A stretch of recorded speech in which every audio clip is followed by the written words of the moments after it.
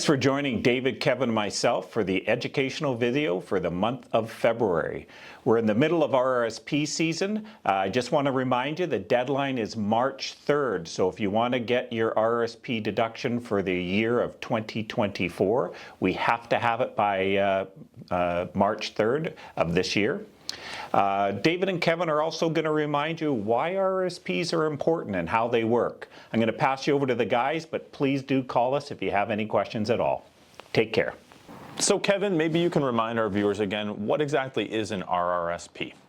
An RRSP, or a Registered Retirement Savings Plan, is a savings vehicle registered with the government to help you save with tax deductions and help you grow tax deferred, unlike regular savings accounts. This allows you to help grow your savings much faster. You can open an RRSP at any age as long as you've earned an income.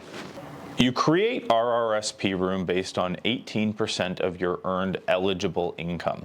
The maximum RRSP room you can create for 1 year is $32,490 as of 2025.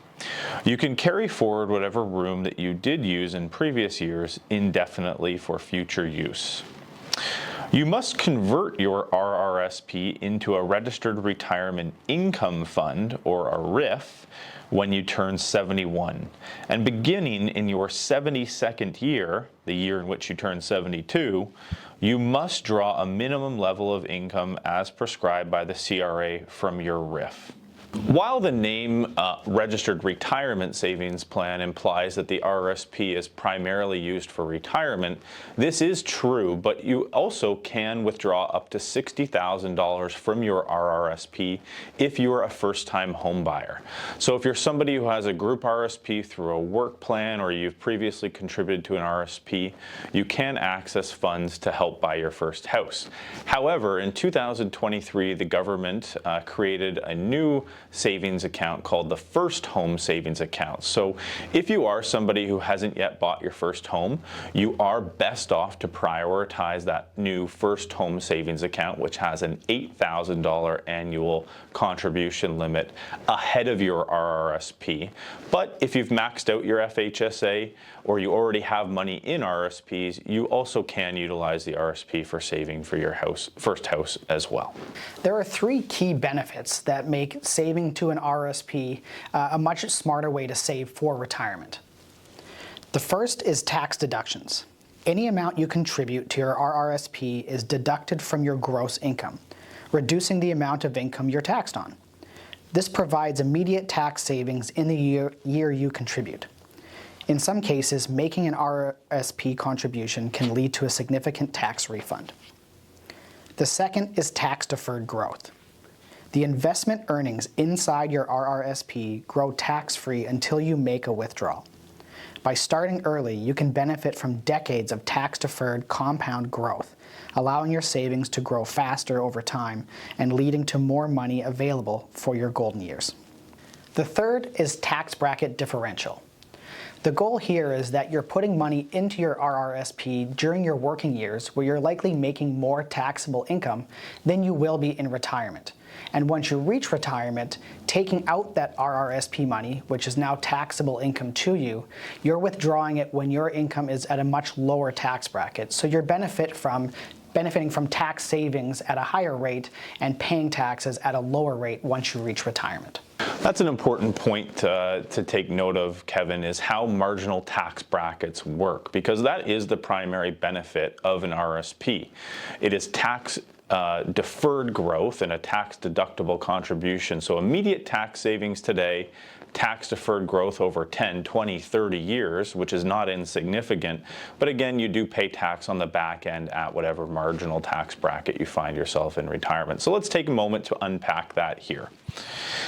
Canada uses a progressive tax system where your income is taxed in layers. Each layer, or bracket, has a specific tax rate on which the next dollar of income is taxed. Take a look at the table up on the screen. Each year, the federal government has a basic personal exemption amount. In 2024, that basic personal exemption amount was $15,705.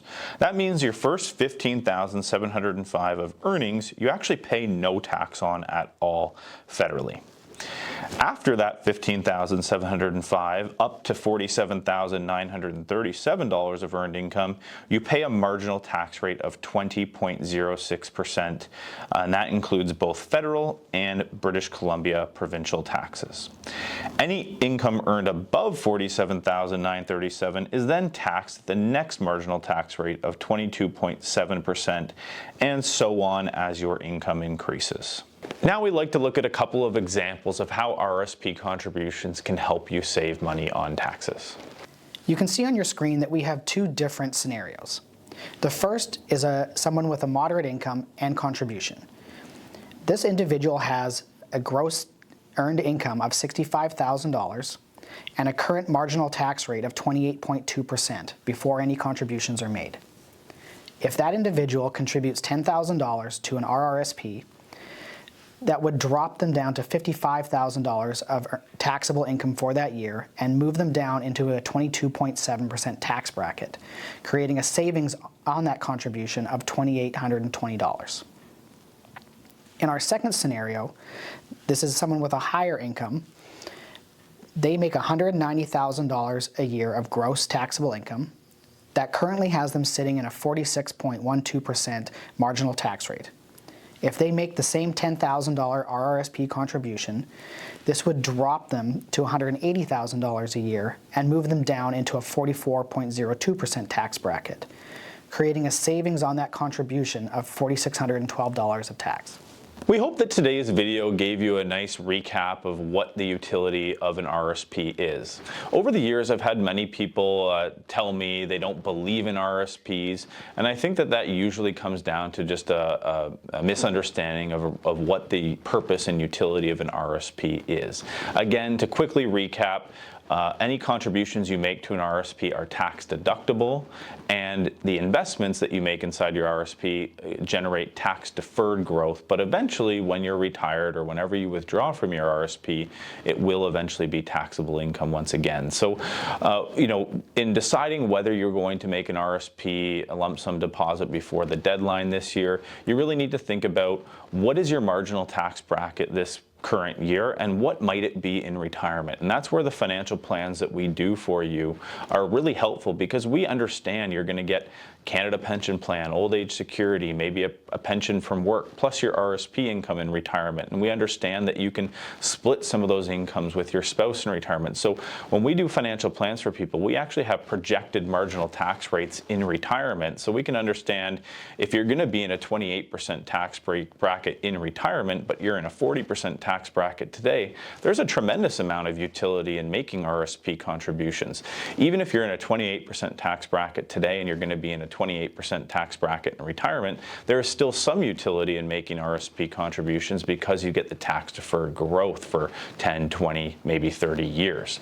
What you don't want to do is put money into an RRSP in a 22% tax bracket today and take it out in a 28 or 31% tax bracket in retirement. That is not really doing you any favors. So again, if you look at your income in 2024 and you had a relatively low income earning year, maybe you're off work, traveling, or you're on a disability or something in 2024 and your income is low, an RRSP contribution might not make sense. But if you had a good year in 2024, maybe you had a nice commission check or a bonus, an RRSP contribution could be of tremendous value to you. So if you do have any questions or you want to talk to Harry, David, or myself about how your 2024 income was and whether an RRSP makes sense for you, or whether it maybe a tax-free savings account makes more sense, please feel free to give us a call. And just a reminder again that the RRSP deadline is March 3rd this year. Take care.